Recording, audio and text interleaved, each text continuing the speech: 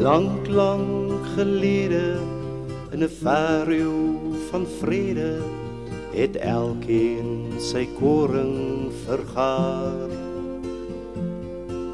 Toe kom daar 'n wysaard en sê net 'n skerp swaard sal al hier die rus kan bewaar. Kan bewaar, kan bewaar.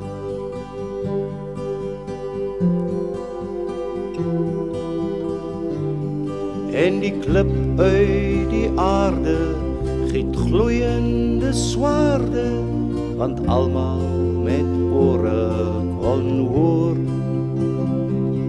Ja, die hart van die aarde skenk gloeiende swaarde, en wie wil die vrede verloor?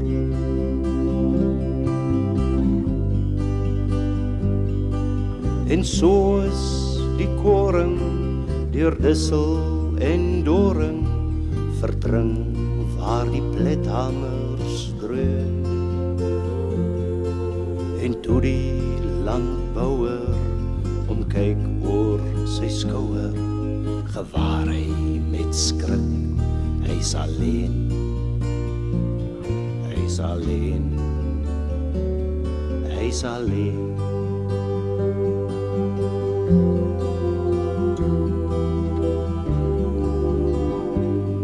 Van die klip uit die aarde word glimmende swaarde, en die bloe verroes op die land. Oor die klip uit die aarde word singende swaarde, en werkywer val voor verstand.